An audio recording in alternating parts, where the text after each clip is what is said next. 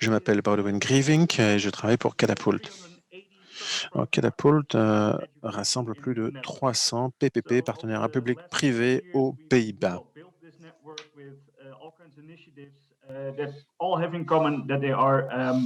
point commun entre toutes ces initiatives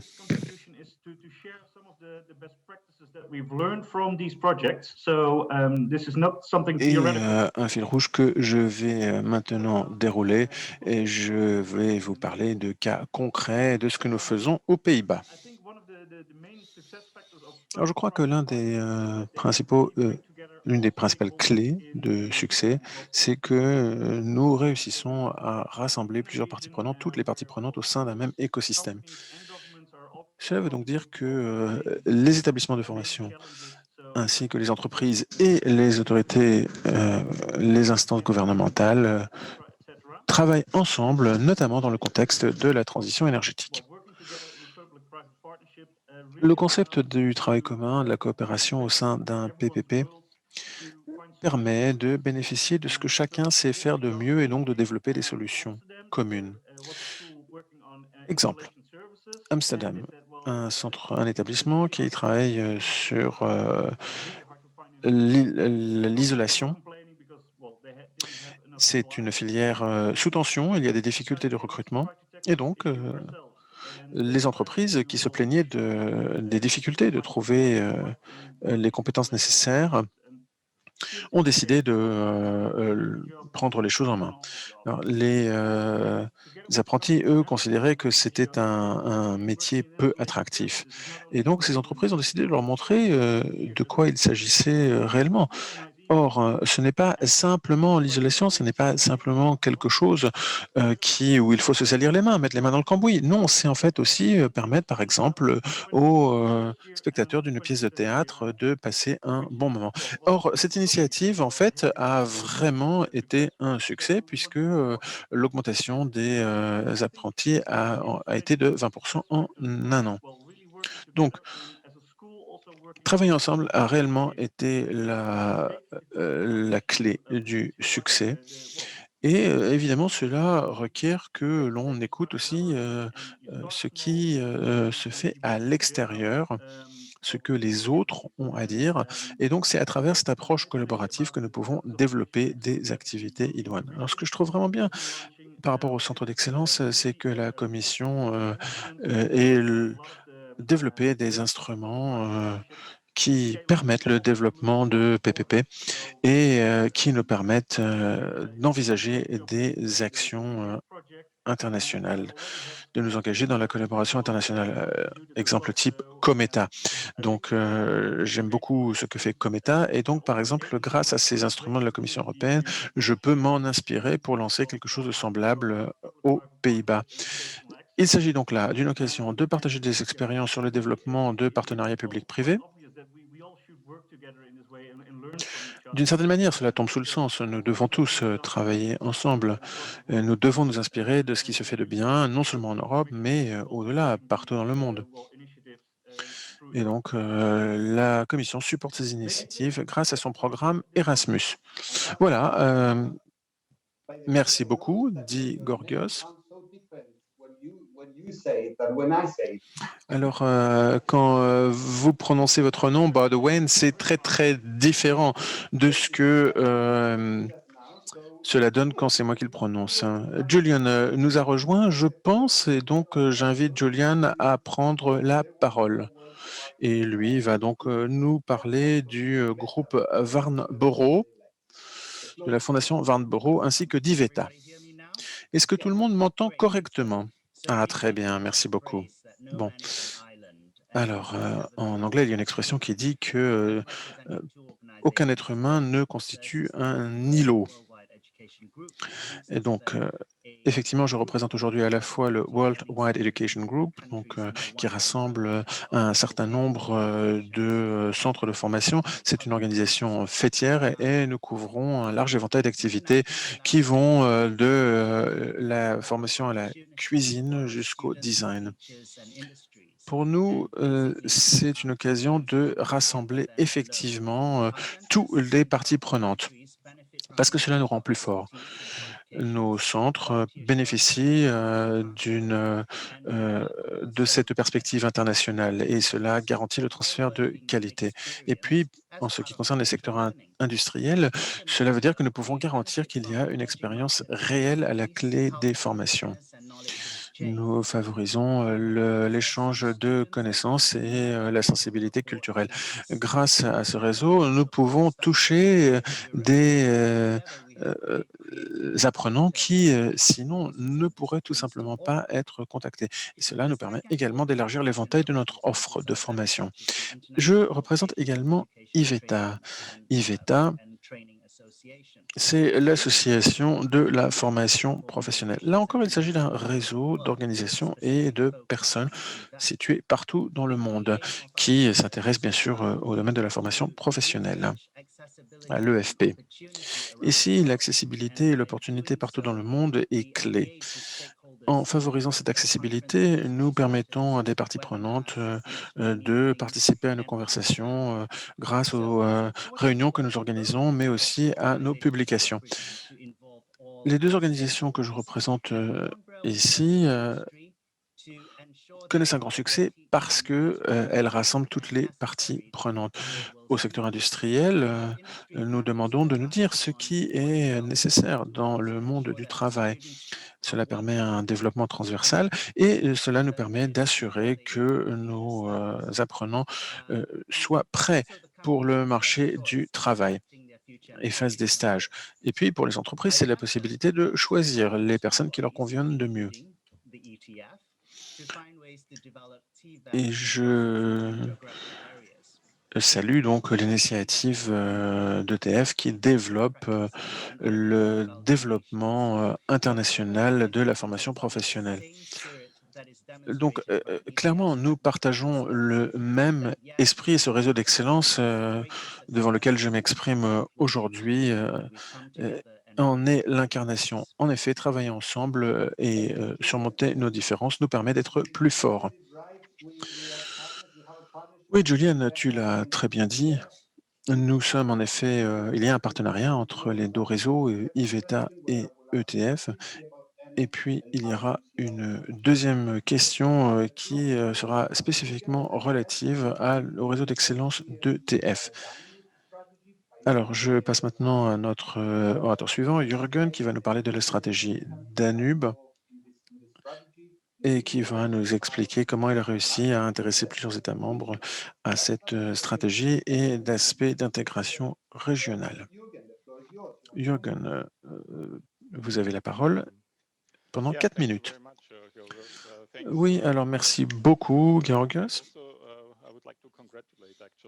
Alors j'aimerais féliciter le réseau d'excellence d'ETF pour tout ce qu'il a réussi à accomplir. En fait, c'est spectaculaire.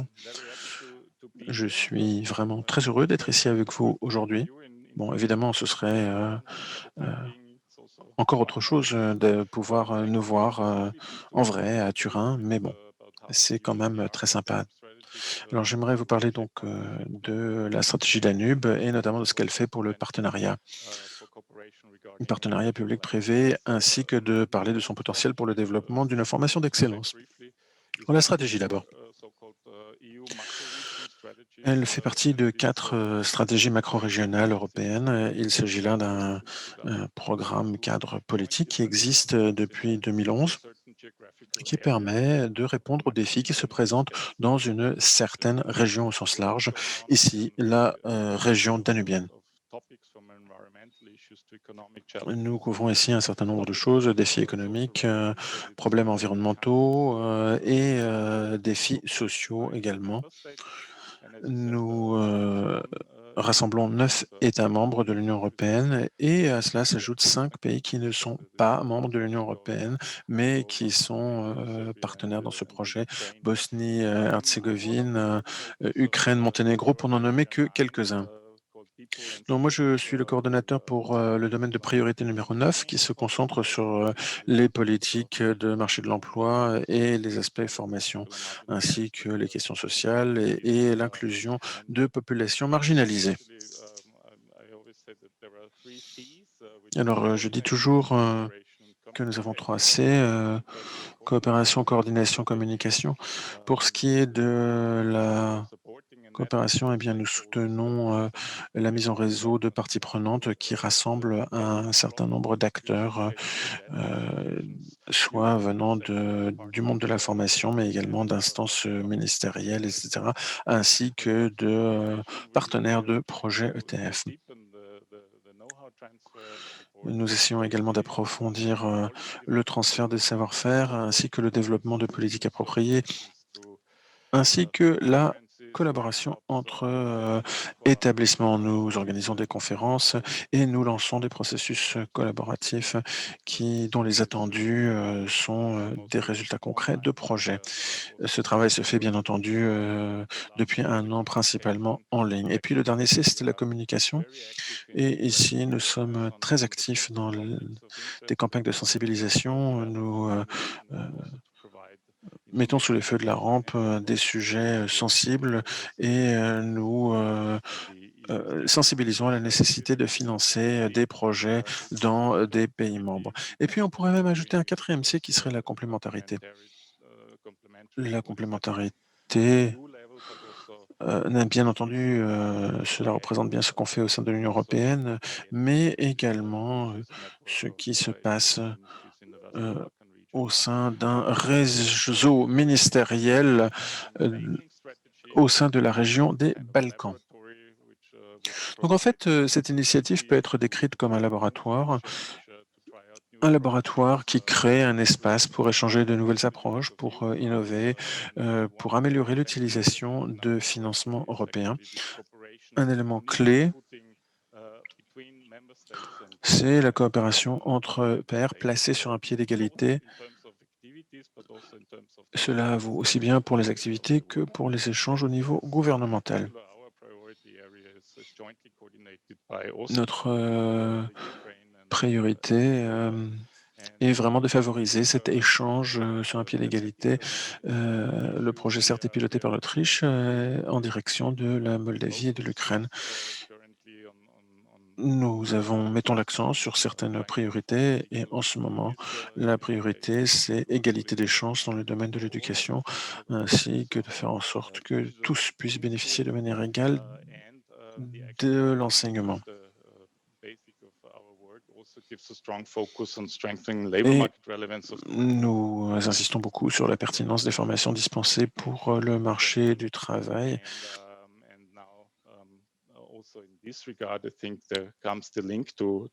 Sous cet aspect également, on peut dire que, dans le contexte de la stratégie Danube, le plan d'action demande aux pays qui participent, de promouvoir l'établissement de plateformes, d'éducation. Dans le contexte, de la scène macro-régionale, c'est quelque chose de crucial pour la formation professionnelle et cela permet de relever les défis, sectoriels ou nationaux qui se présentent. Alors merci Jürgen, merci beaucoup, dit Georgios. Vous pourrez revenir, et nous expliquer davantage en quoi consiste ce dernier point que vous avez évoqué. Merci beaucoup. J'aime beaucoup les 4 C. Merci et je donne maintenant la parole à notre prochaine panéliste, Anna Ramos, coordinatrice des relations, Union européenne pour Humana. Elle va nous parler de son expérience avec les établissements de formation et les centres d'excellence, comment cette coopération fonctionne. Et puis ensuite, quand nous passerons à la deuxième question, elle va nous parler d'ETF. Anna a des diapositives et je lui donne la parole. Est-ce que vous m'entendez? Merci beaucoup, merci à l'ETF de m'avoir, invité aujourd'hui pour vous parler. Comme Georgios l'a dit, je travaille pour Humana, et c'est une organisation fêtière rassemblant 30 ONG internationales. Ce que nous faisons, c'est de leur renforcement de capacité. Et pour ce faire, nous gérons 16 établissements de formation professionnelle dans 8 pays d'Afrique subsaharienne. dans 7 de ces pays ont déjà rejoint le réseau d'excellence de l'ETF. Ce sont les pays qui sont marqués par des points rouges, mais nous espérons que les autres pays suivront bientôt. Alors, ce que nous faisons dans nos établissements de formation professionnelle, c'est d'offrir des formations plus ou moins formelles. Cela va de la formation au métier d'électricien, le BTP, mais aussi l'entrepreneuriat. Nous faisons un partage de méthodologies.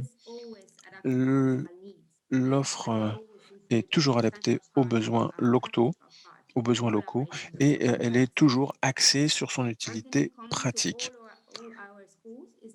Point commun à tous nos établissements, c'est que, elles sont implantées ou elles travaillent avec des populations qui sont éloignées, qui sont périphériques, dans des zones rurales.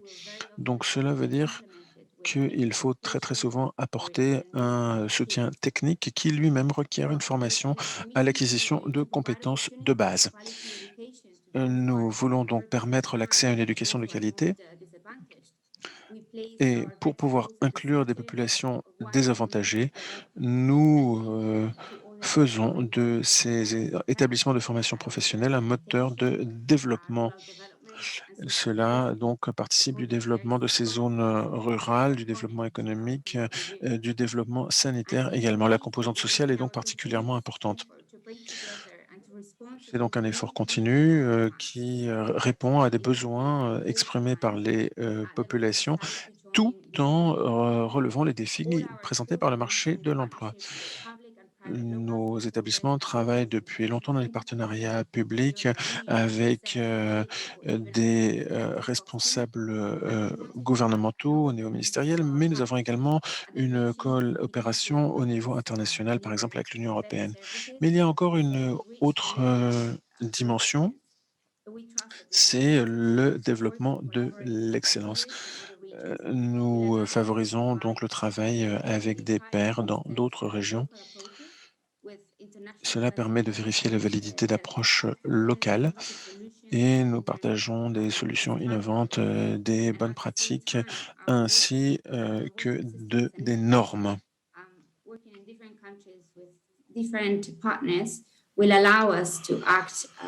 Avoir un certain nombre de partenaires, notamment à l'étranger, nous permet justement de favoriser l'émergence de pôles d'excellence. Merci beaucoup, dit Georgios. Alors, comme vous le savez, nous avons peu de temps et je vais donc sans plus tarder donner la parole à Alexis. Alors, Alexis est un expert dans le développement des formations et son sujet de choix est l'autonomie. Donc, comment est-ce que vous vous y prenez pour développer des partenariats? Alexis, je vous donne la parole. Oui, j'ai bien noté que je n'avais que 4 minutes.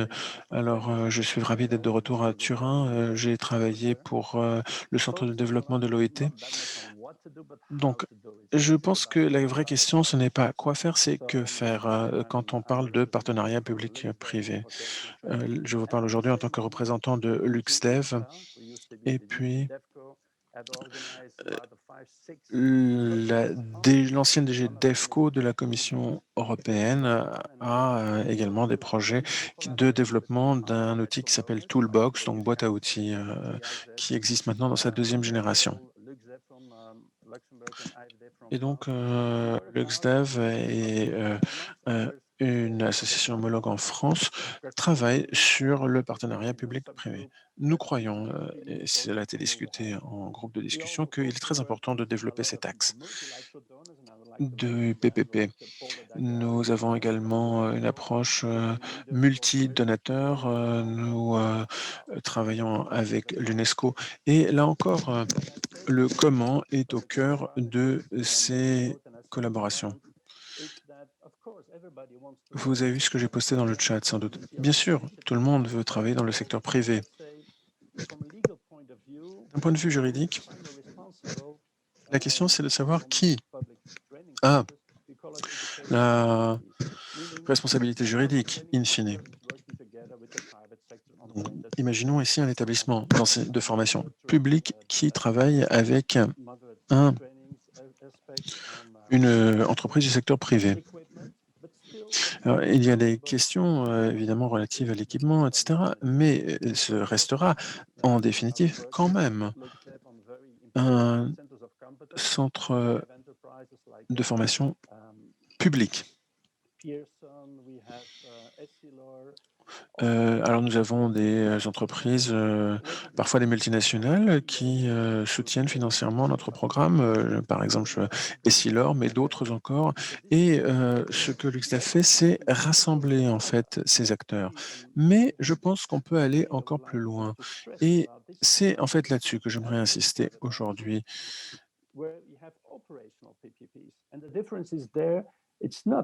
Il s'agit, en fait, de faire en sorte que, le secteur privé garantisse la dimension opérationnelle. Alors je suis vraiment ravi de voir que parmi nos participants, nous ayons, une collègue du Sénégal. C'est vraiment un magnifique exemple de ce qu'on peut faire. Il s'agit de répondre aux besoins d'un secteur, particulier. Ici, il s'agit des métiers, portuaires, du port de Dakar. Il s'agit donc d'activités ouvrières et là, l'aspect, c'est l'insertion. En tant que donateur, pour nous, il est très important qu'on renforce l'autonomie. Georgios l'a dit, l'autonomie, c'est fondamental pour les centres de formation. Et puis ensuite, il y a les PPP opérationnels qui trouvent un bon équilibre entre public et privé. Au Sénégal, cela fonctionne vraiment très bien. Nous avons 2 PPP, il s'agit d'affermage en français, donc leasing en anglais et cela fonctionne comme un relais. C'est-à-dire que ce partenariat va servir de relais pour développer, d'autres partenariats. Donc, je suis vraiment très heureux de saluer, la collègue du Sénégal, heureux d'avoir pu parler de, ses réussites au Sénégal. Alors, d'autres partenariats, sont intéressants, par exemple au Chili, on a un système d'éducation classique, d'enseignement classique, école privée, école publique. Bon et puis évidemment, c'est un peu comme, ailleurs, l'enseignement privé, a une réputation d'excellence, qui est à vérifier, le secteur public a moins bonne réputation. Mais là aussi, les PPP peuvent changer la donne. Alexis, alors je suis vraiment désolé ici d'être un vrai gendarme. Alors, exemple, le lycée français. Le lycée français, lui aussi, peut être un terrain, par exemple, pour de nouveaux PPP. Et donc, nous sommes très, très heureux de voir que les PPP, prennent de plus en plus racine. Merci beaucoup, Alexis.